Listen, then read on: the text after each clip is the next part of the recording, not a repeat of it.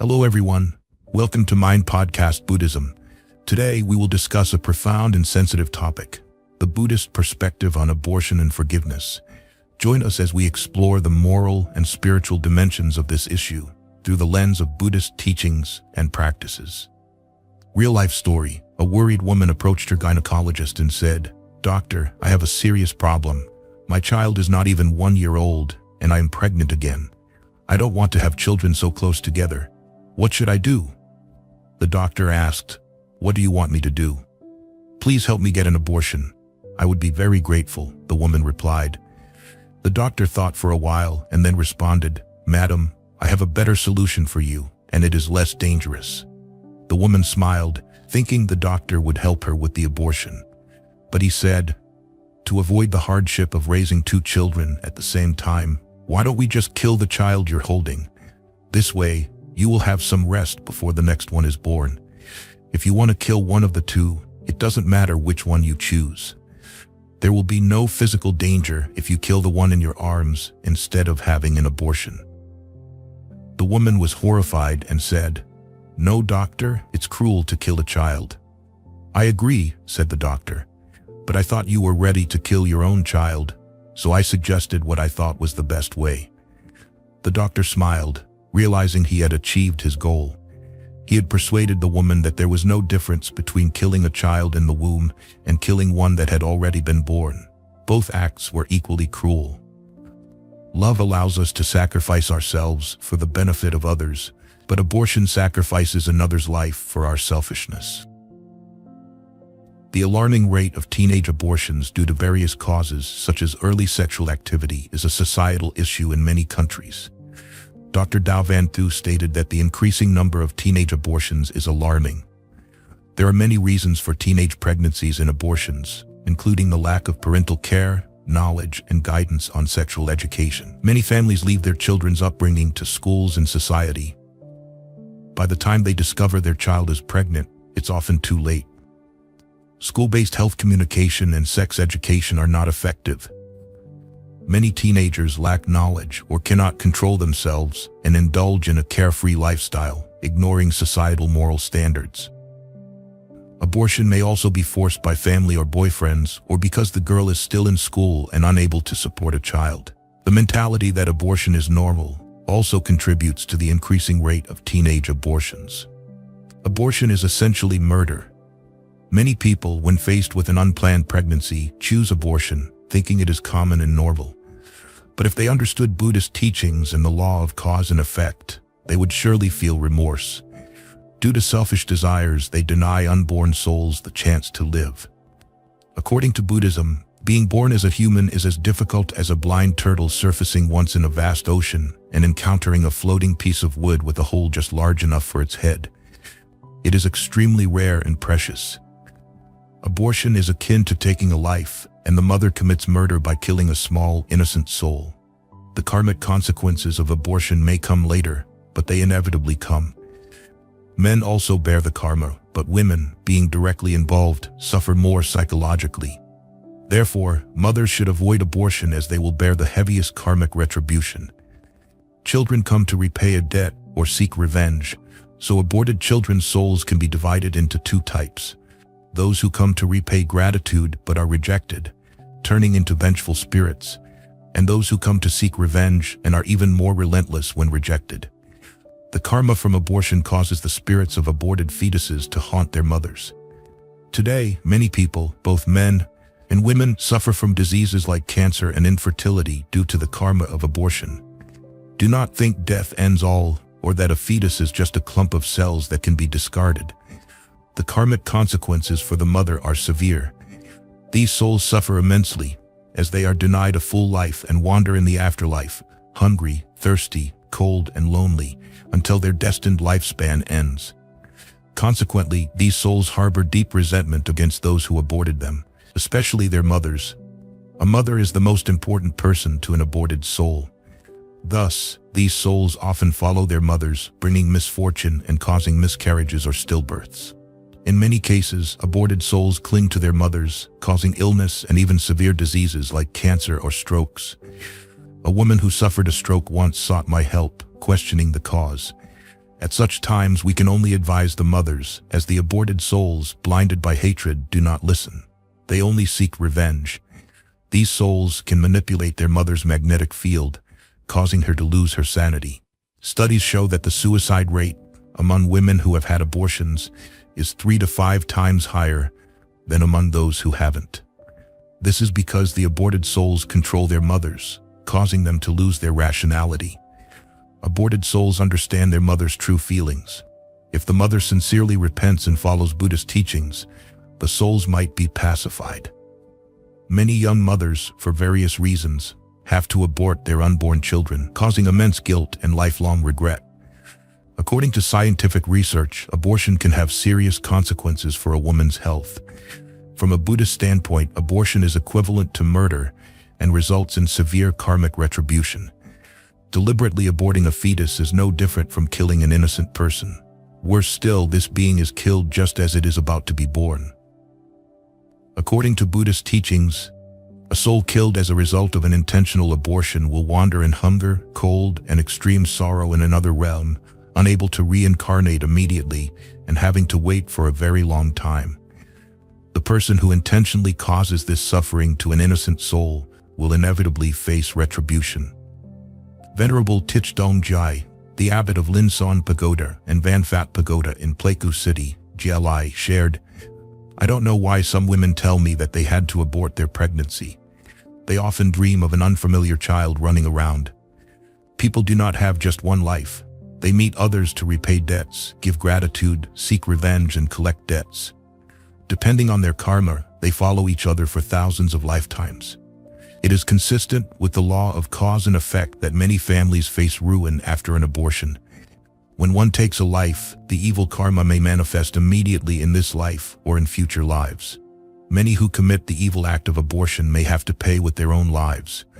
Therefore, when you make a mistake, you should sincerely repent with all your heart rather than seek excuses. There is no reason that can justify taking another person's life." The efforts of the mother are crucial in resolving the persistent presence of the spirits of aborted fetuses. The mother can show her repentance and make amends to the souls of the aborted children. Daily cultivation of the mind, letting go of bad desires and negative thoughts such as greed, anger, laziness, jealousy, arrogance, and contempt is essential. For the aborted children, whether they can proceed to the Western Pure Land of ultimate bliss, end their painful wait, or forgive their mothers and let go, depends on their choice, not on compulsion from others. Give the child a name. If you have already had an abortion, give the child a proper name. Don't just give a casual name. The aborted fetus has many emotions when abandoned, including feeling inferior and unfortunate for not being born as a human. With these feelings, the soul of the aborted child desires recognition as a person because they were indeed a person. Giving them a proper name is like making amends. Giving them a name brings many results. They feel that their parents care for them and acknowledge their existence. Alongside repenting for your sins, the deep sorrow and resentment of the aborted children must be addressed. Repentance once or twice may not guarantee their forgiveness. Therefore, you must repent many times and more often with true sincerity. Mere repentance is not enough because after repenting, you might commit the sin again. True repentance means sincerely regretting and vowing not to repeat the mistake. Only by doing so can you have the opportunity to make amends for your sins. After understanding the karmic consequences of abortion and the methods of resolution, you can share this knowledge with friends and family to help reduce the suffering they may encounter due to ignorance. Doing this creates great merit. If you are Buddhist, repent before the 3 jewels. If you are Christian, repent before God. Repentance and stopping sinning are never too late. Everything will start to look brighter from the day we begin to repent. Pray. To be precise, we often ask but rarely make vows. Asking is what we wish to receive from above. Making vows is promising to do something to earn the merit needed to receive what we ask for. Understanding this rule in prayer can lead to many miracles, and praying correctly can help alleviate the suffering of the souls of aborted fetuses and bring them peace. Parents loving each other and caring for their children is what the souls of these children wish from their parents. Parents loving and living happily is a gift for the children. They have joy and faith. They will not be happy seeing their parents argue and hold grudges against each other. The happiness of parents is a gift for the children. The children want their parents to take good care of their siblings. They want their parents not to commit more sins. They want their parents, instead of giving love to them who are gone, to give that love to their siblings. If the mother who had an abortion is an unmarried girl or has divorced her husband, she can still help her child through her virtuous life. By living a good life, she can build trust with her child that she can help them. Prevent others from having abortions. Those who have had abortions know it is a heavy karma that is difficult to transform. Therefore, if you see someone preparing to have an abortion, try to stop them. Stopping someone from having an abortion is a great merit, an act of saving a life. When you encounter someone who has had an abortion, encourage them to admit their mistake and repent to their child. If they don't understand, explain that life is present in the fetus, even in the tiny drop of blood. If they understand, try to support them spiritually and help them find good teachers and friends to guide them. Help them overcome their feelings of guilt to overcome these difficulties. Additionally, parents can participate in anti-abortion programs to raise awareness. They can also help orphans as a way to offer a bit of love to these children. Seek help from a good spiritual teacher. This is very important. Without a good teacher, we might not know how to transform our pain and mistakes. Good teachers have ways to help. They have the expertise and knowledge about these matters. A good teacher can be said to have virtue. Their virtue will empower and support you. A virtuous person's words hold value, and their thoughts can move others. However, they are only guides for those in this situation. The teacher is a guide, but whether to follow is up to the individual. Similarly, Buddha shows the way from delusion to enlightenment, but whether to follow is the choice of beings. Whether male or female, keep yourself pure, avoid foolish and cruel actions. Do not let moments of pleasure lead to lifelong regret. Aborted fetuses listening to sutras resolve their hatred.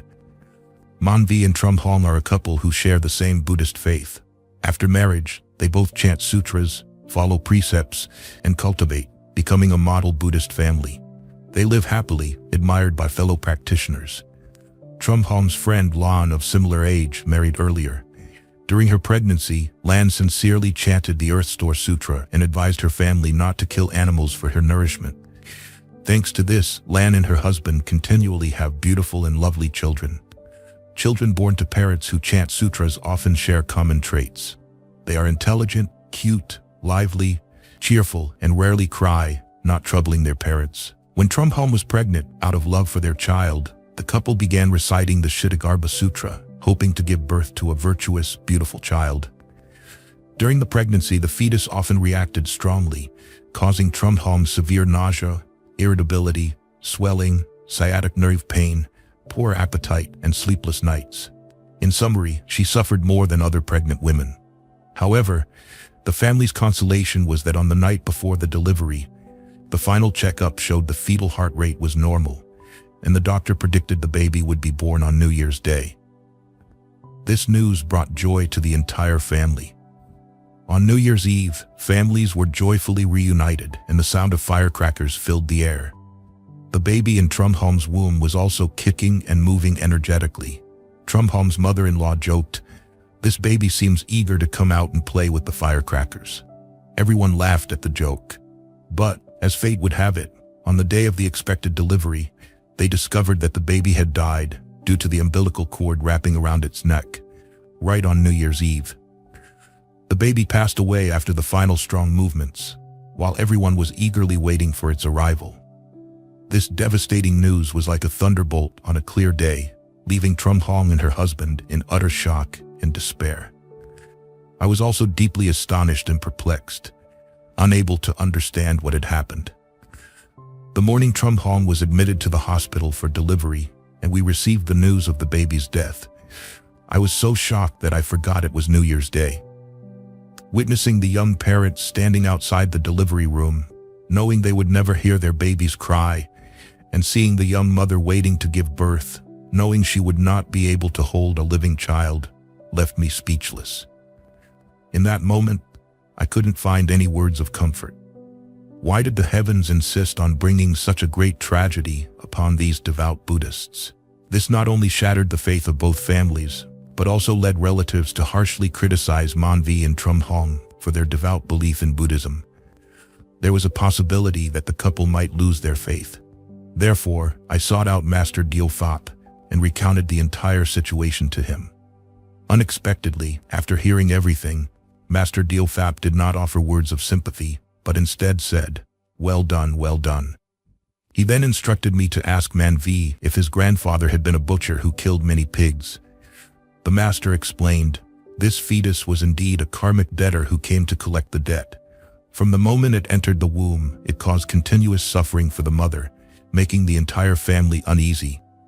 However, because Manvi and Trum Hong sincerely repented, performed good deeds, released captive animals, and recited Buddha's name, the fetus gradually received the Dharma. Moreover, the parents recited the Shittagarbha Sutra, which is known to help eliminate karmic obstacles. As a result, over nearly 10 months of hearing the sutra, the fetus benefited from the elimination of its karmic obstacles and let go of its resentment. It no longer harbored thoughts of seeking revenge on Manvi's family.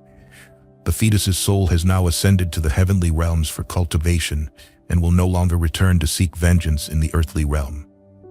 I asked, then why did the fetus die just before birth? There are 2 reasons, the master replied. First, the bond between mother and child had not yet ended.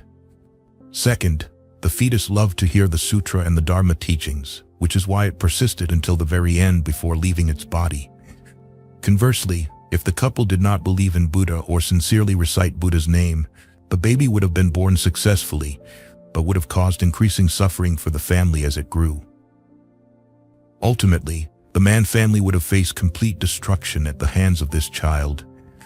Therefore, while the baby's death seemed unfortunate and caused immense grief, it actually prevented greater disaster and should be considered a blessing. Hearing the master's explanation lifted my spirits and dispelled my doubts. I immediately went to see Manvi, who was engulfed in grief, to verify everything the master had said. It turned out to be exactly as he described. Manvi admitted that his grandfather had been a butcher who killed pigs for a living. Before his death, his grandfather suffered from a strange illness, demanding to be hung and repeatedly struck with a club, saying it brought him comfort. He died in great agony, vomiting blood with a fierce look in his eyes. Manvi had never mentioned his grandfather's tragic death to anyone. He then told a story about Mr. Hung, a friend of his grandfather who was a butcher who slaughtered cows. Mr. Hung had become wealthy from this trade. One day, after returning home from a trip, Mr. Hung lay down to rest, complaining of chest pain and difficulty breathing. Later, his wife found him unresponsive and called for a doctor. When the doctor arrived, Mr. Hung was screaming in pain, making sounds like a cow being struck. He convulsed violently and vomited blood before dying. Even after several hours, blood continued to flow from his mouth. This horrifying scene caused his descendants to abandon the butchering trade. Manvi recounted witnessing many similar deaths among those in the butchering trade, noting that most of them, whether young or old, died tragically, often vomiting blood before their deaths. This was the main reason he devoted himself to studying Buddhism. All of Manvi's uncles and aunts suffered from chronic illnesses. His father had severe back and joint pain, and his uncle was paralyzed, bedridden for over 10 years. Manvi's older brother developed a mental illness in his 30s, becoming paranoid and unable to work. Both Manvi and his sister suffered from chronic back pain. He had to undergo surgery, but his sister found no relief. Master Dio Phap further explained, if it weren't for Manvi's dedication to doing good, being vegetarian, studying Buddhism, and cultivating, he would have found it difficult to marry. Due to the family's heavy karma from killing, their fate was destined to be one of illness and decline. The teachings that Venerable Teacher Dio Phap just shared were like a timely rain extinguishing the fire of confusion and doubt burning in everyone's hearts, clearing all doubts. Especially for Manvi and Trum Hong, their sorrow turned into joy. Now, the couple studies and practices Buddhism with even more vigor and diligence. I believe that with such sincerity, The Buddhas and Bodhisattvas will bless them to soon have a precious child. A debt paid too late. 4 planks of wood searching for incense, running security for shops, debt collection, drug trafficking. He was respected by the big bosses because he accepted any job and did it skillfully. After each job, his relaxation spot was the red light district. His wife, a gentle girl who fell in love with a gangster, was disowned by her family. She had no strength left for jealousy and no more tears to cry. She went to the temple, praying to bear all her husband's sins. Some people come to the temple with a pure heart, lightly, while others come burdened with heavy hearts, but no one like her. She tried her best to be discreet, but whenever she moved to a different temple, people would soon know she was the wife of the infamous gangster. When she appeared, worried glances would turn towards the donation box as if it was about to sprout wings and fly away. The town had 6 temples, and she had donated to all 6. Now, there were no more temples to hide in. She had to show her face, gritting her teeth against the gossip. The money in the donation box remained untouched. Rumors questioned whether the gangster's wife's money was clean and deserved to be in the same donation box as everyone else's. She hastily withdrew the money in her hand, trembling. People might not believe her, but surely Buddha would. She vowed to Buddha, "This is my daughter's wage from working in a garment factory for her mother." Buddha must have witnessed her sincerity because, after a lifetime of begging, pleading, and empty promises, her husband finally listened when she said, "Be careful. The father's sins will affect the child." He was startled to see their children had grown up so much without him noticing. His gentle, mild-mannered daughter didn't worry him, but his son had started smoking, gambling, and arguing fiercely with him. Like father, like son. For the first time in his life, he wanted to change so that his son would also change. For the first time, he was scared for his son. He declared he was leaving the gangster life to become a security guard at the garment factory. But he couldn't protect his daughter, who worked there as well. His gentle daughter was caught in a jealous brawl as she left the factory gates. Someone screamed, "Wrong person, it's not her," but the knife had already plunged in. His gentle daughter died loudly like a gangster. Not everyone knew the injustice of her death. His wife sobbed, "I prayed to bear the sins for you, but our daughter ended up paying for them." During the daughter's funeral, for the first time, he learned the great compassion mantra. And for the first time, Buddhist followers came to his house without judgment. They recognized the couple as one of their own. Pain, suffering, and human fate spared no one. The nun said to sincerely recite the great compassion mantra so the deceased could be liberated. But the temple and the Buddhist followers' help was just external support. The family had to rely on themselves. Too late, he couldn't do anything for his daughter. All right then, self-reliance it is. For 49 days and nights, he recited the great compassion mantra as a belated gift for his daughter. Would it be enough for her to reach a peaceful realm? He wanted to believe it was. Everyone else had memorized the mantra, his wife had memorized it, but he still needed the paper, with the mantra printed in large, bold letters for easy reading without straining his eyes. And just in case, if he misplaced his reading glasses, he could still read it. In reality, he stumbled not because he lacked reading glasses, but because he kept questioning in his mind, "What am I doing? Can simply chanting this mantra alleviate the overwhelming resentment in my heart?" As he recited, he remembered the woman, and the knife plunged deep into his daughter's chest. Then he saw his son glaring at his sister's coffin being lowered into the grave, his jaw clenched in hatred. His hand threw dirt onto the coffin as if he were throwing knives. He shivered, looking back. Buddha was up above. His gentle daughter had died unjustly, and that was enough. He was ready to recite the great compassion mantra for the rest of his life, for his son's safety. He was willing to forgive the jealous woman who had made a mistake. After the funeral, the gangsters waited for him to take revenge. When he didn't, they laughed. He's old and weak now. They heard he locked his son in a room and kept the key himself. The gangsters sighed. He's really done for. Indeed, he was done for. The key was still in his pocket, but his son had escaped the room unnoticed. It wasn't until the wind slammed the door that he saw the broken bars on the window. He frantically searched for his son everywhere. Hearing rumors about the woman's hiding place, he went to find her. The great compassion mantra had helped his daughter's soul find peace. Could it help him find his son before he took revenge? He wondered and hoped. As he drove, he muttered, "Tabaha, Tabaha, Tabaha." Without the paper, he couldn't recite it fully. Praying, he hoped his son would avoid disaster, promising to learn the full mantra if he did. The roar of motorcycles filled the air as a group of bikers sped past. He pulled over, stunned to see his son being chased. "Dad, help me!" his son shouted, running to hide behind him. With their backs pressed together, father and son formed a united front. He gritted his teeth. "If the storm won't stop, I must protect my son." For the first time, he felt something new, standing so close to his son, touching him. He saw every detail of his son's face, the fear in his eyes. Gangsters don't fear, only small-time thugs do. His son was still small-time, and there was time to stop. The men surrounded them on their bikes. "What do you want?" he shouted. "What did my son do to you?" "He didn't do anything," one sneered. "We were paid to kill him." He looked at his son in despair. "What did you do to deserve this?" His son shook his head. "I didn't do anything. I just stopped at a cafe and they came after me." The leader smirked. "Someone paid $100 million to get you. Why?" Gritting his teeth, he made a quick decision. "I'll trade my life for his. Let it go. I'll die in his place." Turning to his son, he said quickly, "Go home to your mother." A phone rang loudly. The leader answered. "Got him?" he confessed.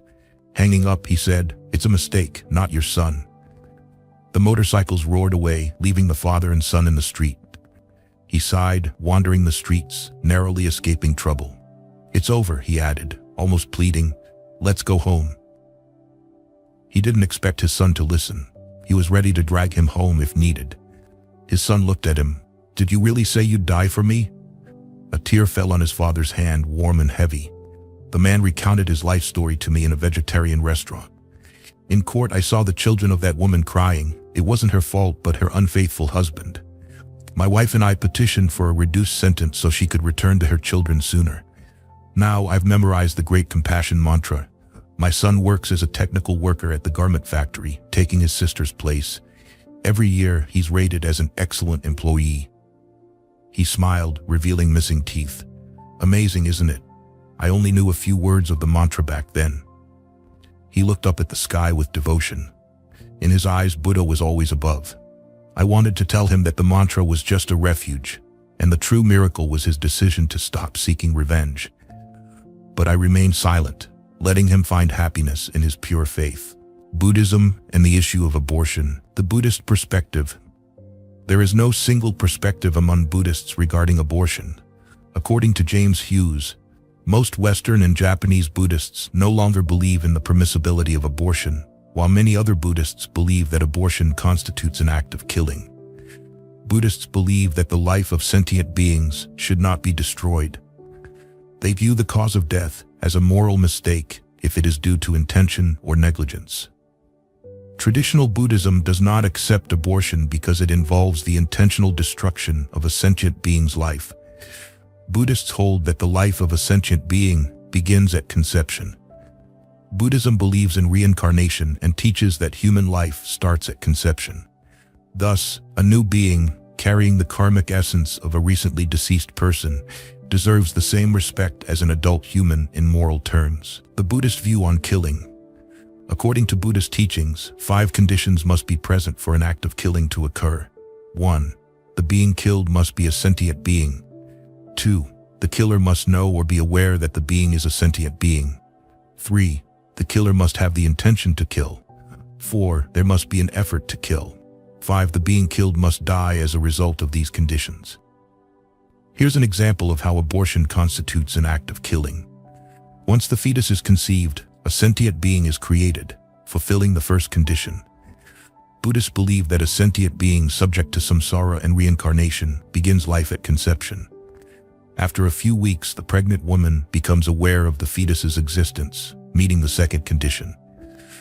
If the woman decides to have an abortion, that decision signifies the intention to kill, satisfying the third condition. Seeking an abortion means the woman makes an effort to kill, fulfilling the fourth condition. Finally, The fetus is killed as a result of the abortion, meeting the fifth condition. Thus, abortion violates the first precept of Buddhism, which forbids killing, equating it with the killing of a sentient being, karma. As outlined above, it is clear why abortion generates unwholesome karma for the pregnant woman and the person performing the abortion. It may be less clear why the fetus incurs unwholesome karma. The fetus incurs unwholesome karma because its consciousness is deprived of opportunities that earthly life might provide for generating wholesome karma. Additionally, its consciousness must immediately return to the cycle of birth and death and reincarnation. Thus, abortion hinders the fetus's spiritual development. Living in balance, Buddhists face a dilemma when abortion is necessary to save the life of the pregnant woman. In such cases, a life is inevitably lost, whether or not the abortion is performed. In these situations, the ethical aspect of abortion depends on the intention behind each case. If the decision to abort is made without compassion and careful consideration, the action may be unwholesome. However, if the decision involves a compassionate intention, the moral harm can be minimized. Abortion for the benefit of the fetus. In some cases, not aborting the fetus leads to birth under medical conditions that cause suffering to the child. In such cases, traditional Buddhist thinking may be inadequate. Buddhists are debating these situations. If the fetus faces significant suffering, abortion may be acceptable. The Dalai Lama has stated, of course, from the Buddhist point of view, abortion is generally negative as it is an act of killing. However, it depends on the circumstances. If the child will be born with severe disabilities or if the birth poses serious problems for the parents, these cases may be exceptions. I think whether abortion is acceptable or not depends on the individual circumstances. Personal responsibility. Buddhists believe they must take full responsibility for their actions and the consequences that follow. Thus, the decision to abort is a highly personal one, requiring careful, compassionate consideration of all moral issues and acceptance of any consequences. The moral consequences of the decision also depend on the intention and consideration behind it. Abortion in Japan. Japanese Buddhists have made significant efforts to reconcile abortion with their religion, as it has become widespread in Japan and used as a form of population control. Some Japanese Buddhists who have had abortions hold ceremonies dedicated to Jizo Bodhisattva, the protector of deceased children. They believe Jizo Bodhisattva takes care of the children until they are reborn. This practice, known as Mizuko Kuyo, became common in Japan during the 1970s. The ceremony, also used in cases of miscarriage or stillbirth, includes elements of folk belief, Shinto, and Buddhism. William R. LaFleur notes several issues with this tradition. Debates about abortion within the Japanese Buddhist community are limited due to criticism of temples and temple-like organizations that exploit the concept of aborted fetuses, seeking revenge to coerce parents into participating in elaborate memorial services to appease the spirits and facilitate their rebirth.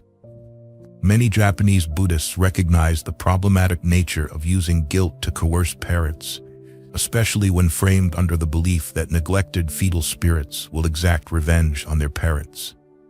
The Buddhist perspective on abortion and forgiveness. Buddhist perspective on abortion and forgiveness.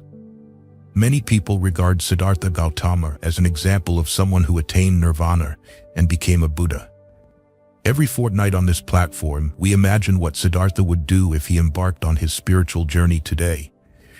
How would he integrate Buddhism with dating? How would he handle workplace stress? The question, "What would Siddhartha do?" offers a realistic perspective on the issues modern meditators face in today's world. Every 2 weeks, I will introduce a new question and offer advice based on what I think Siddhartha, a fictional version of Siddhartha Gautama, would do. At this point, Siddhartha has not yet become Buddha. He is simply a person striving to maintain an open heart on a spiritual path while encountering numerous challenges along the way. Because we face these obstacles too, you and I are now Siddhartha. This week's question comes from Pretty Girl. I am a single mother raising a young child, only 4 years old. I am 41 and have been pregnant 3 times. The first time I got pregnant, I had an abortion, and I have never been able to forgive myself. The second time, I had a miscarriage. Every day I wonder why I'm still here and why I acted selfishly by killing my child. I love my son, but always question why I was given this chance. I have also harmed and caused myself pain while seeking forgiveness for myself. Generally, in Buddhist traditions, it is believed that life begins at conception. Consciousness has a short time from when the parents have sexual relations, find it enjoyable, and then the consciousness enters the fetus. At this point, the consciousness has entered the human realm and is in the process of being born. Thus, the Buddha taught that abortion is taking the life of a human being, a very serious mistake. However, many Buddhist teachers have said that there are cases where abortion may not create bad karma, such as when the fetus poses a danger to the mother's health. With this same idea, the Dalai Lama stated in an interview with the New York Times that whether abortion is acceptable or not depends on each case. Traditional Buddhism may not encourage abortion, but also does not promote imposing absolute moral rigidity. While I think Siddhartha would not encourage his girlfriend to have an abortion, I also think he would allow the woman the freedom to choose what she wants to do with her body. I must state that, personally, Lodro Rinsler, not Siddhartha, I might want and might not want my girlfriend to have an abortion. These are things I must learn to reconcile within myself. Buddhism is almost a path that depends on the individual. I don't know why you had an abortion, and therefore, I don't have the right to condemn or praise you, and for those who comment, please write kindly. There is a real person behind these real questions. I encourage you to think deeply about the motives behind your decision. I know nothing about you, so I guess that what you did was to reduce suffering not only for yourself, but also for the child you would bring into this world. If so, then your intention was not evil, and since this action happened, you should learn to forgive yourself. This is extremely important. Rinpoche Dogo Khensa once said, in the case of abortion, if parents feel regret, they can help themselves by admitting it, praying for forgiveness, and diligently practicing the purification of Bodhisattva Vajrasattva. They can also use their understanding and experience to advise, prevent, or help others or sponsor humanitarian and spiritual projects, then dedicate the merits to the happiness and future enlightenment of the fetus's consciousness. These actions are good, but I want to add that the purification practice of Bodhisattva Vajrasattva in Tibetan Buddhism should be taught by a certified teacher. In other words, don't try this at home or learn from a book. This topic reminds me of the story of the Buddha and Angulimala. Angulimala was a murderer, a serial killer. It is said that he killed 999 people and wore a necklace made of their fingers, with each finger representing a victim, meaning he wore 999 fingers. However, the Buddha still walked down the road to meet him. Angulimala warned the Buddha that if he came closer, he would be the 1000th victim. The Buddha, ready to offer his life for Angulimala to complete his necklace, requested one last wish. He asked Angulimala to cut a branch from a tree.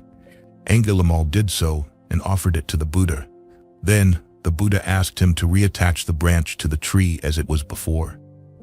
Seeing the killer's confusion, the Buddha explained, if you did not create the tree, you have no right to cut it.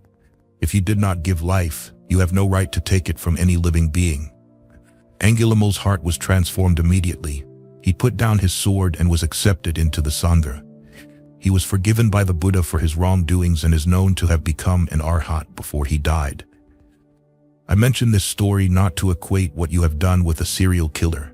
It is far from that, but to illustrate that even the most terrible and meaningless actions can and have been forgiven. Moreover, our biggest mistakes can become the largest stepping stones to enlightenment. We need to learn from all aspects of life, from those we need to cultivate to those we need to discard. We become stronger when we overcome our mistakes and learn from them. You mentioned causing yourself harm and suffering in your journey toward forgiveness. The important step is recognizing these actions as self-harm, which is the first crucial step. The second step is to stop these harmful actions. The third step is even harder. It is to learn new habits, specifically to recognize and be with your emotions as they are, whether it's guilt, anger, or sadness. In my experience, feeling our emotions fully is the best path to self-forgiveness. I may have annoyed people by repeating this too often on this platform, But meditation is a valuable practice as it allows us to be present with such experiences.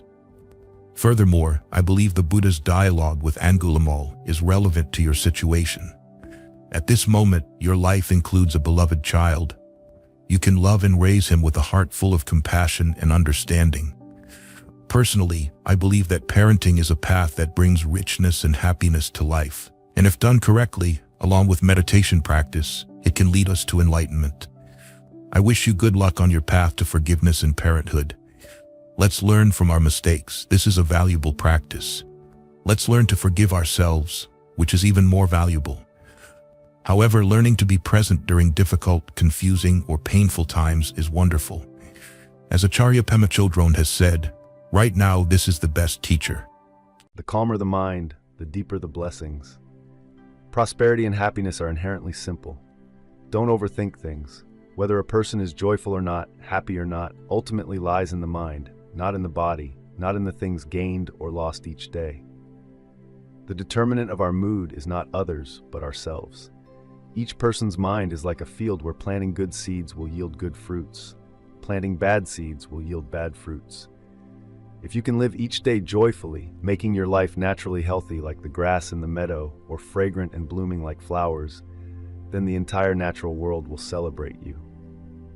Indeed, being joyful can make a person charming and beautiful. Hatred, resentment, and suffering can only make a person uglier. After all, one's appearance is born from the mind's smile, which is a bright mirror reflecting all the seeds planted in the heart. If your heart has seeds of joy, the fruit that bears is undoubtedly a smile. If your heart has seeds of suffering, the fruit that bears is sorrow. If your heart has seeds of blame, the fruit that bears is resentment. If your heart is full of love, the fruit that bears is tolerance. If your heart contains evil, the fruit that bears is downfall and depravity. There is a saying, we cannot change the weather, but we can change our mood. You don't need to feel troubled when it's always raining, because when it rains, we don't need to avoid the sun. You also don't need to worry about sunburn, because bright sunlight won't make you step into muddy puddles. Oh dear, open your door once to let the vastness of the world in, to welcome the sweet, peaceful dawn into every cell of your body and mind. Life lessons. Life lessons teach us that our partner teaches us that only through many failures can we appreciate the value of experience. Many successes teach us the value of courage. Many conflicts teach us the value of tolerance. Many thorny hands teach us the value of magnanimity. Meeting many kinds of people teaches us the value of friendship. Many stumbles teach us the value of humility. Many deceptions teach us the value of sincerity. Many pursuits of fame and fortune teach us the value of detachment. Many friendships teach us the value of serenity. Many bindings teach us the value of freedom. Much suffering teaches us the value of joy and liberation. Every day we should learn to forget things that make us unhappy. Learn to distance ourselves from pessimism that makes us weak. As long as there is a tomorrow, everything is still possible. Human life is not long. Let us be thankful for being alive, being able to feel the fragrance of flowers, the sweetness of fruits, the sweetness of this life. No matter how strong one is, sometimes we are weak. A gentle word exchanged with each other, steadfast belief in miracles will at times leave the soul empty, lacking even while sitting atop the pinnacle of success. Happiness is about love and understanding, which requires sharing and empathy. Suddenly realizing, whoever you have met, that person will appear in your life. Nothing happens by chance. That person comes and brings you a lesson, a feeling, an imprint. A boat reaches the end of the bridge and must straighten. When someone is at the end of the road, a path will open up. Similarly, no matter where you have to go, that is where you need to be. So experience what you need to experience. Meet those you should meet. Pine trees, cypress trees. Any secluded place needs visitors to remain lush all year round. Leaves green amidst frost and snow. Wind and cold do not need friends to bloom flowers just when spring arrives. Everyone must overcome a period of time without anyone's help, without support or tender care. But only in this way can one be resilient to the hardships of life. There is no injustice, only an unpeaceful mind. Don't blame, resent. Be at peace with everything. See everything as smoke and clouds. Then you will realize that human life, in the end, is like a gust of wind, briefly arising and then dissipating, born from dust and finally merging back into dust. Ideals are sometimes like a candle flickering then extinguishing. Feelings are like rain, they fall and then dry up. Friends are like a layer of clouds, they gather and then disappear. Sorrow is like a bottle of wine that intoxicates. Loneliness is like a star that twinkles then fades. Indeed, like a verse, the moon rises and then quiets down. 100-year-old life is like a dream. Weary, exhausted for 100 years, then it's time to sleep. Finally, the day closes on the human world. Only blessings remain on this other shore. Fame, reputation, love suddenly become foam, drift away. When the breath fades and leaves a blanket, that is love. Embrace the duality within. Accept the truth that within us there is both mud and lotus, both demons and angels. Don't reject evil nor absolutely deny the angel. Within us there is both black and white. Don't reject black to chase white, because black accentuates white, because mud is the nourishment for the lotus. This means you should never reject weaknesses or past mistakes, because no progress and perfection come from fleeing and denying the past. Everything that comes to each person has its own meaning, is a gift for growth and perfection. Therefore, accept everything with gratitude and cherish it, and then use the power to transform yourself, to crush all the rubbish into nutrients, to nourish the tree, so that it bears fragrant flowers and sweet fruits. After that, you can taste the sweetness of happiness, joy, and exuberance in your heart. To give is to always have, to hold tightly is to lose without remembrance. Accepting these things makes life serene. People often judge and chase after outward beauty before considering character. Most people value money, not caring about the feelings or happiness of ordinary people. The person you love the most may sometimes be the one who hurts you the most. Friends, their boundaries are fragile and fleeting joys. You don't know who is a good friend until calamity reveals who truly is. You are very naive. Meeting those who love you for life like your parents, a bit of love, opening up makes you happy and full of joy. A bit of concession, stepping back, listening brings peace of mind, vastness of the sky. A bit of forgiveness, letting go. Tomorrow will still have tea, siblings, a bit of sincere gesture. Suffering sends a thankful look. Intelligence versus wisdom. The difference between an intelligent person and a wise person. An intelligent person knows how to seize opportunities, knows when to act. A wise person knows when to let go. Therefore, keeping something is intelligent, but letting go is wisdom.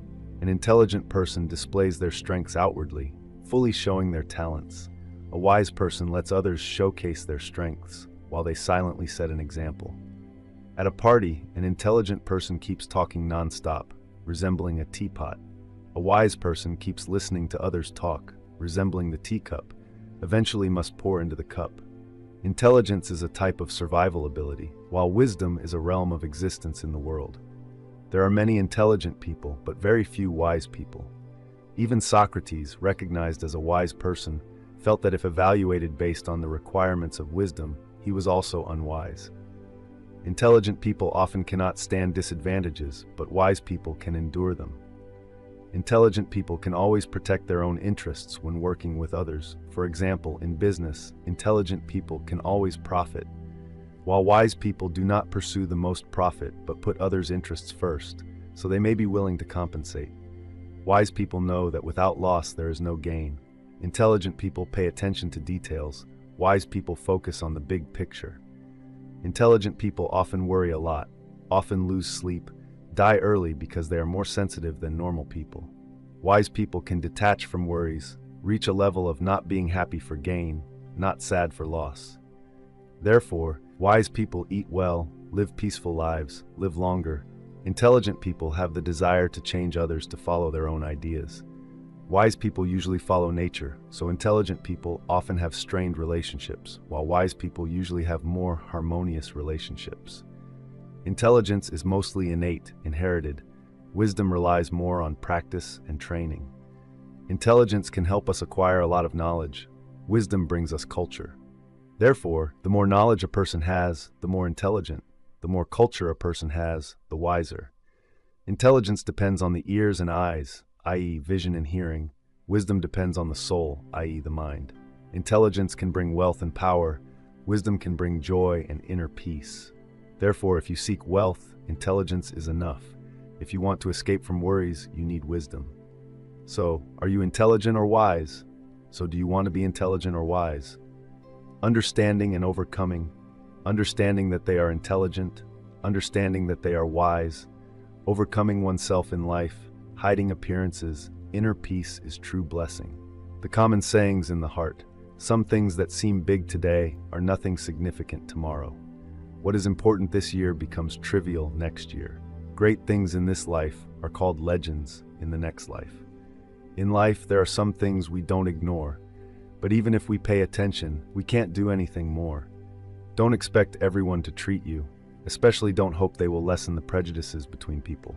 Things can be close or distant, matters can be complicated or simple, feelings between people can be deep or shallow. In life, some people speak little, do a lot. Some people only know to show off, dance with their feet. You shouldn't worry too much about others, just manage your own affairs well. Let the rest follow fate. Some matters are already settled, black and white have become the past. Some people are angry and have become absent. Some sorrows have turned into foam. Some circumstances need to endure a bit of mercy where they become strong. The Buddha once said that to someone with no affinity, no matter how much you speak, it's excess. When you have affinity with each other, just appearing is enough to awaken all their senses. Life without affinity is like if, just if, only results and consequences exist. How your life is up to your own choices. Others cannot decide for us. At most, it's a matter of one person. Because in life or work, when encountering something unfavorable, tell yourself that today will pass, tomorrow will come. So, let go of everything to start a new day, mature, and then you will know how to take a smile to face everything. Just always do your own things well, like doing what needs to be done, nurturing sincerity, tolerance with everyone, strict with yourself, maintaining goodness, following the path of righteousness. Live each day in the mind of gratitude for everything. The rest should follow fate, operate, entrust sincerity to obtain sincerity. But on the other hand, we can be easily deeply hurt when entrusting sincerity to unfaithful, deceitful people. Sometimes being indifferent is not being unfeeling, but a way to avoid being hurt. Keeping distance can protect ourselves, but often keeping too much distance will make us permanently lonely, without a better half. 100% can only combine as 50% each to form a married couple or a pair of affinity at 100% when communicating. Don't expect everyone to follow your perspective because that is an ego attitude and the source of cursing and insulting others. Those who understand you don't need explanations. Those who don't understand you, you don't need to explain because they don't want to hear you. Therefore, explanations are always unnecessary. A short story on letting go. Shortly, walking together on a part of the evening road, old hare watching the sunset, two people smiling at each other, nodding without a word. Living to love the moonlight. Long ago, a monkey dipped into the lake to scoop the moon, scooping forever and cannot get it, so his face is wrinkled when he looks like a monkey seeking worldly happiness, hands touching the golden dream. The shattered moon of 1,000 autumns is still beautiful because it doesn't belong to anyone. The soul longs to possess for 100 years. The long pain is a lifetime. The naive race with the sun just seeing the shore of happiness. Sunset falls on life, fame and fortune, love and dreams sinking to the bottom of the water. The pale moon quietly waiting in enchantment. Hence 1,000 lives are sad, lost in confusion, bowing to the island of madness. Someone suddenly looks up. The verse of the old moon appears. Money collects thoughts, flowers, coins always make noise while paper money is always silent. When your value increases, keep yourself humble and speak less. Life is like a book. Some chapters are quite sad, some chapters are happy, and some chapters are very interesting. But if you've never tried to turn a page, you will never know what is in the next chapter. Don't be too hard on yourself. Even making mistakes means you are trying. When answering the phone in any situation, smile because the person on the other end will feel your smile. The tongue has no bones but is hard enough to break a heart, so be careful with your words. Never try to explain yourself to anyone because those who believe you don't need it, and those who don't like you won't believe you anyway. Remember 3 things: effort, perseverance, trust. Effort for a better future, perseverance with work, trust in yourself. Everyone you meet every day is your teacher. The wise person teaches you the doctrine of compassion. The opposite teaches you the doctrine of humiliation. Thoughts create countless problems, yet they try to find ways to solve problems. Imaginary problems and imaginary solutions keep spinning endlessly. A person who knows they are foolish is not a fool, while a person who considers themselves intelligent is actually the most foolish among fools. The universe and all things are a unity, connected and mutually supportive. When you harm the earth, the river, and the living beings on it, you are actually harming yourself by giving. In fact, you are benefiting yourself. If you want to be happy regularly, don't place your joy into superficial things. See your money, house, and car as borrowed from others. Use them well, but don't be obsessed with them. Just do that, and you will enjoy a simple but joyful life. If not careful, you will make a big noise in your livelihood. You are always busy, but why just to earn food, like chickens pecking and slaughtering food, but in the end, only to be eaten without letting go? Humans are busy all their lives just to die, a cycle of reincarnation, years of sorrows, hearts burdened with worries. From where? Who bound us and then tied our karma, earthly happiness? Since knowing how to look at the mind, we are burdened and in pain. We often seek pain because we see everyone as bad and suspect, but we forget one very important thing in life. Thinking badly of someone makes our own mind bad. When we think well of someone, our mind is good, if we only have happiness and comfort, full of willpower to live. When we think that everyone around us is not bad, maybe it's only our mind that is bad when it thinks badly about others. And we know very well that others are bad because they haven't had enough conditions to show their good to the world. Let us practice seeing the good in people so our minds have more opportunities to rise. Let us try to practice for a day, a month, or a year. Don't see anyone as bad. See if your mind becomes lighter and more free. Let us cultivate a mind as a dew, holding a bit of winter or a drop of water in summer, so that our mind is present in everyone's hearts more than that. If you cannot see the good in others, then you should train to see everyone with that kind of vision, meaning with such a perspective.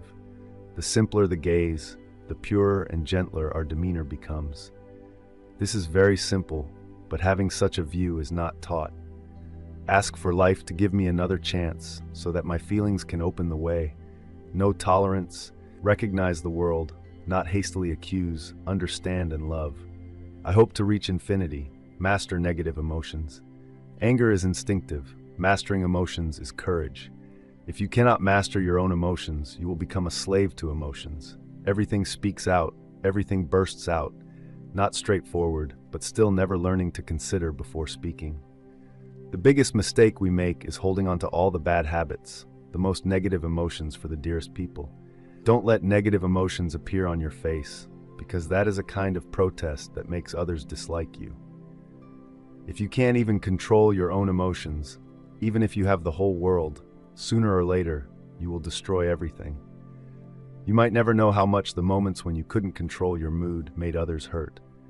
A good word can warm the whole winter. A bad sentence can chill the whole June. You won't know how a word said out of the mouth in anger can hurt others, even the closest ones. The more mature you are, the more you must learn to be tolerant, learn to control emotions. Don't let the most emotional moments make you lose the one you love the most. The person who can fix your character is the one you love.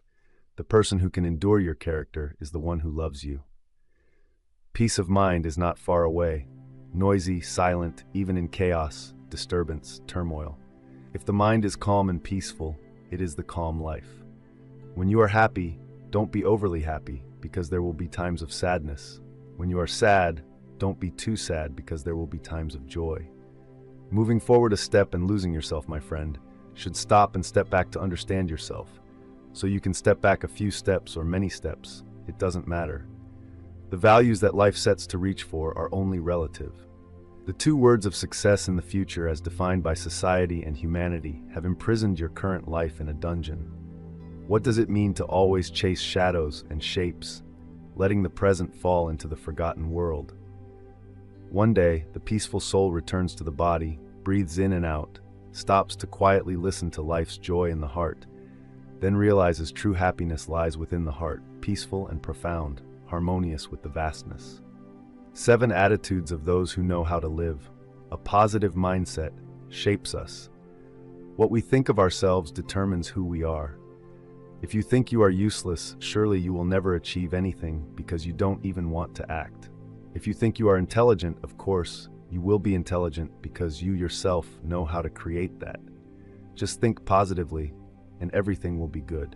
Life will have fewer sorrows because you always try to turn everything you encounter into your own joy. Understanding yourself. Knowing others is intelligence. Knowing yourself is enlightenment. Conquering oneself is more meaningful than conquering thousands. Self-control is a profound lesson that everyone needs to know. Self-conquering your mind is the greatest barrier that humans must pass through, so we should practice meditation to understand ourselves, know what we like and what we need to do to satisfy our desires. This is the way to help you live happier every day. Replace envy with admiration. If you are envious of others' success, your mind will remain troubled. Instead, accept others' success with admiration. A peaceful mind will help you take others' good as a model for yourself, thus motivating you to strive. Envy only makes our hearts tainted, even making us transform into people who perform evil actions that even ourselves did not expect. Seek serenity within the mind, working all life just to finally want peace to enjoy life. We often seek serenity outside without knowing that true serenity lies within our hearts. If our mind has less greed, less competition, less jealousy, we will naturally feel our soul truly peaceful. Life becomes suddenly light. Control anger. Anger is just a piece of hot coal that can hurt others, but the first one burned is yourself.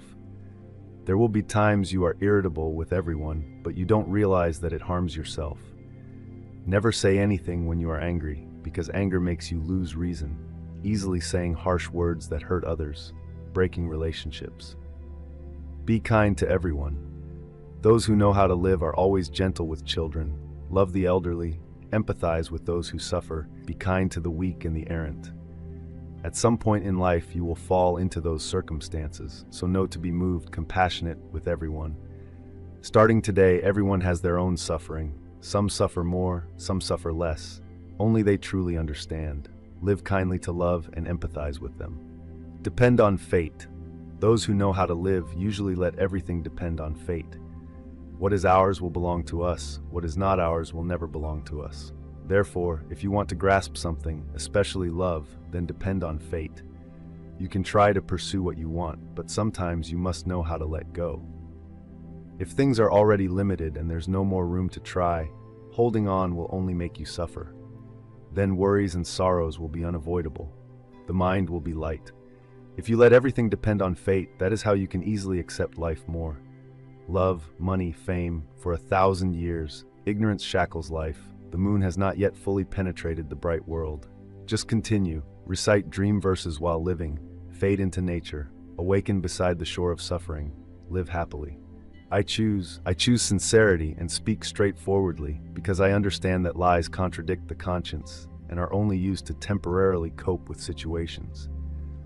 Only genuine treatment and sincere words can truly solve problems at the root and not leave any consequences. I cherish loyalty not because I'm attached, but because I don't necessarily have to throw away the beautiful time between us. I choose to be good-hearted, not because I'm weak, but because I understand that kindness is the original nature of humans. Human nature is fundamentally benevolent. Being good should not choose the path to become evil. Evil people will all have retribution.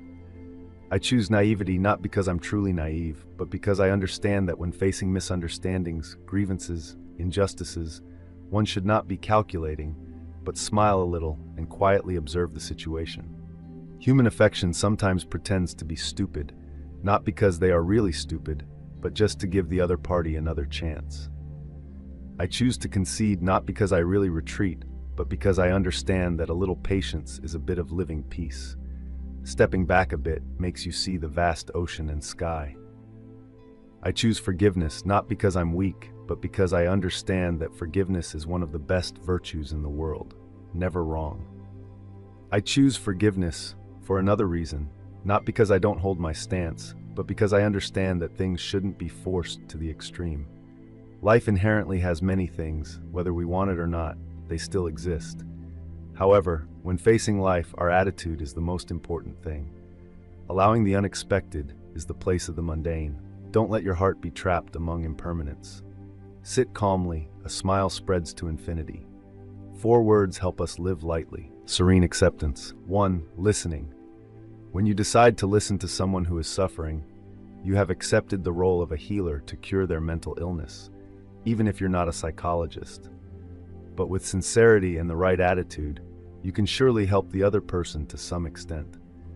Each person needs to clearly distinguish right and wrong, right and wrong. But if you don't listen to others, it's hard for you to determine. Listening to know the hearts of people means finding ways to deal with others, overcoming weaknesses, and promoting strengths. It also brings benefits to oneself. 2. Patience. Patience becomes the way of behavior in relationships between people with ideal purposes. In relationships between people, patience is endurance. Patience is the cultivation of morality and character. Patience does not mean being trampled by others. Patience is to self-alert, not being angry and doing wrong things. Anger not only harms health, damages the spirit, but also loses the true value in your own person. 3. Meditation. Meditation is the way to be most peaceful and calm. Meditation is linked to mindfulness. Therefore, it's not necessary to sit cross-legged to call it meditation. Mindfulness is not thinking about anything, simply that. When facing obstacles in life, you won't improve things by complaining a lot. Occasionally, sometimes you should be silent, talk less, listen more to adjust your own demeanor. Sometimes people who talk too much lose the beauty of silence. 4. Lightness. The lighter you view everything, the purer your mind, the more filled with happiness.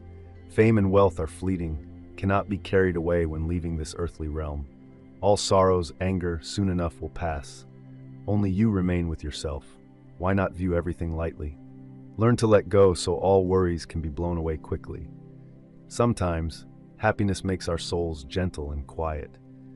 When your patience helps your life to be peaceful, sometimes facing many adversities helps you to be strong, resilient.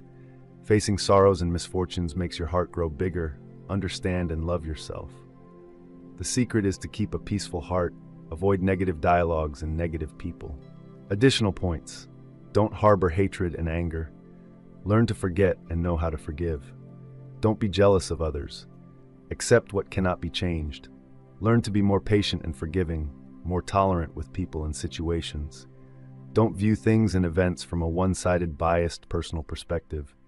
Don't be immersed in the past and forget the present and affect the future.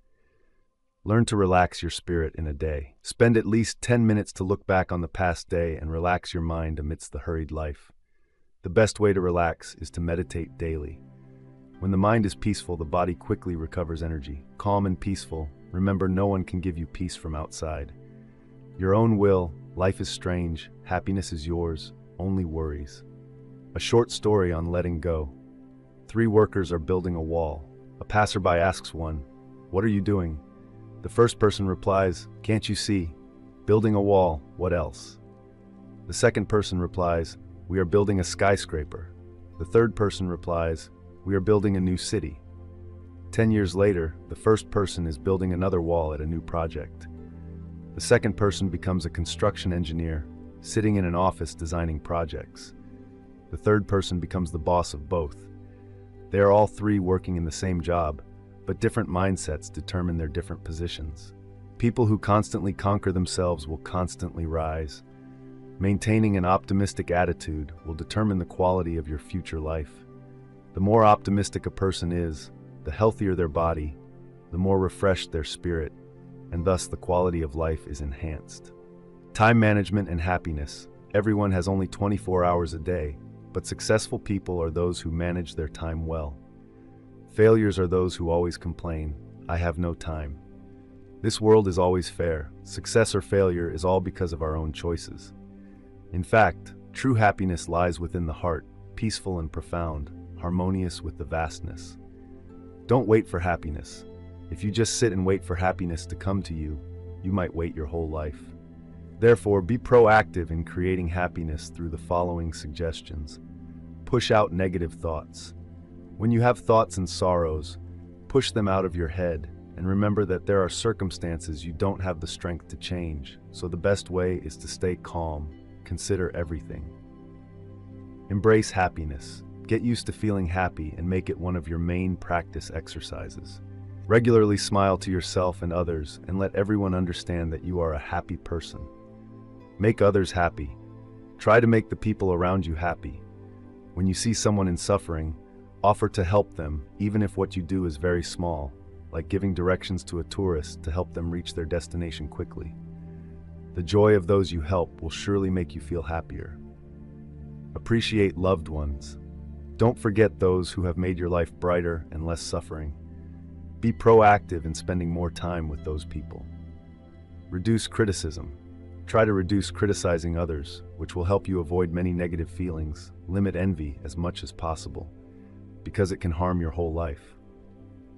Realistic expectations. Many people feel unhappy without realizing that their expectations are completely unrealistic, and happiness is a relative concept. Don't try to become completely happy immediately.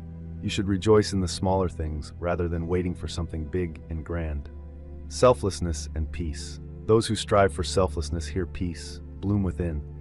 Those who are selfless endure anxiety, worries, suffering, contemplation to understand deeply. Calm between two shores, having and losing, being sad and being happy, both aren't real, not secretly rejoicing. Smelling the end of the rain, then the sun comes. After whiteness comes darkness. Someone sits quietly watching the clouds drift peacefully. One day, having just met this morning, parting ways sadly because of lingering ties. There is love, then there is longing. A note, a bass note beside life, like blaming someone. My suffering today will also become yesterday, and tomorrow is the same. Stepping back, the past fades away. No two words. Acceptance is knowing how to live. Depending on fate, life's fate is bound by passion and illusion. Binding karma traverses the streets. A calm heart watches the changing world, knowing 100 years is a dream, adding more worries. Learning to accept. Learn to accept that every day we have to face many things that don't suit us, many annoyances and situations beyond control. If you can change those things, that's great, but not always possible. So we need to learn to get used to these things and accept them cheerfully. Learn to have more patience and tolerance, magnanimity. Try to see your life and everyone friendly and gentle. Don't worry too much. If you fail, let the past pass. Focus on the present moment. Don't need to evoke unhappy memories and fill yourself up with them. Learn to meditate. Just meditate a few minutes a day and you can change your life. Peace within will lead to peace and tranquility outside. Happiness is around here is not a matter of days yet. The real pain is in letting go. When people have to let go of something, they always feel troubled, restless. Some people want to let go but cannot make a strong decision. So what? Please read the following story and contemplate. A story on letting go. A man with a distressed face asks a monk, "Dear master, why are some things and some people you cannot let go of?" The monk says, "Nothing is impossible to let go." The man continues, "Dear master, why are some things and some people coming repeatedly that I cannot let go?" The monk then tells the man to pick up the cup and pours tea into the cup, usually pouring until the tea overflows outside.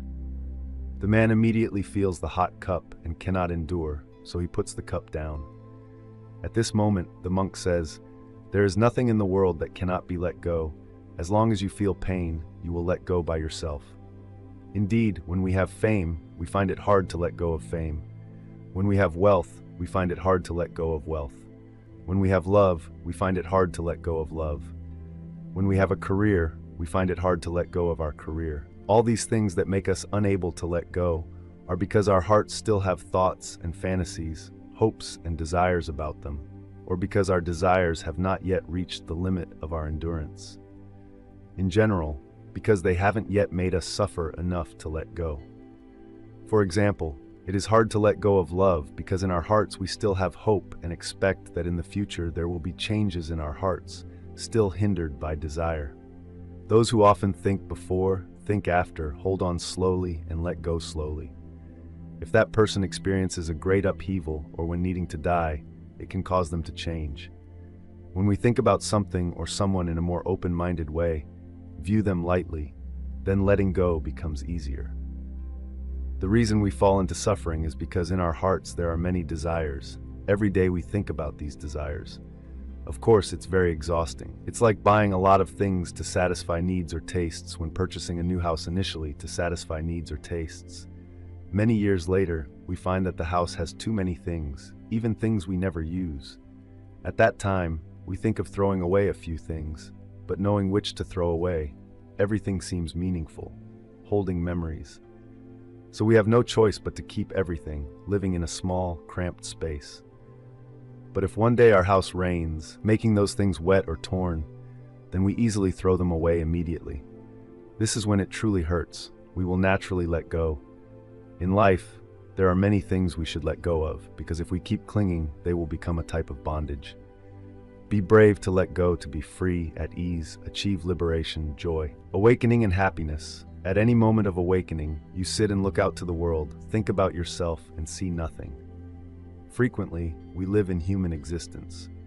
Don't wait to be old to realize what makes you happy. What is happiness? Where can you find happiness? Humans always wish to reach the shore of happiness, but do not understand that happiness is in very simple things. Have you ever sat alone in silence and pondered questions like, who are you? Why are you on this earth?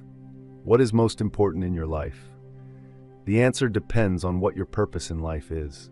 If your purpose is wealth, then money is the most important. If it is to have a high status in life, then career advancement is the most important. If it is happiness, then family, love, and spiritual life are the most important. A happy person is someone who knows how to bring happiness to those around them. I think the most important thing in each person's life is to live in a way that makes oneself happy, and to do so by bringing happiness to family, friends, colleagues. And don't forget to bring happiness to yourself through hobbies, entertainment with those around you more. Life is always diverse and rich. Always pay attention to all those things. When you're sick, someone takes care of you attentively. That is happiness. When you're cold, someone hugs you. That is happiness. When you cry, someone comforts you. That is happiness. When you are old, someone is there with you. That is happiness. When you are wrong, someone forgives you. That is happiness. When you're struggling, someone pities you. That is also happiness. Happiness is not about how many people are around you, but how many people are by your side. Happiness is not about driving luxury cars, but driving home safely. Happiness is not about how much money you have saved, but about being physically and mentally free every day, doing what you love. Happiness is not about your spouse's success or beauty, but about your spouse always having a bright smile. Happiness is not about eating well, dressing well, but about not being sick, not having calamities. Happiness is not about you being praised and cheered when you succeed, but when you fail, someone says, "Friend, keep going." Happiness is not about hearing many sweet words, but when you are sad and shedding tears, someone says, "It's okay, I'm here." And happiness is when you still have your parents alive, giving someone a sunbeam for the soul, opening the door of love until the same day in the temporary world. Countless acts of magnanimity, living completely righteous to live joyfully every day. The person who speaks long isn't too long, speaks short isn't too short. Living one day is having blessings. Cherish every minute because time once gone never returns. Being unnecessary, assuming oneself is right. The earth once moving, everyone must move along. From ancient times to now, those who work the most don't have a good end. So even if you have abilities, you must definitely maintain humility, propriety, doing your job well.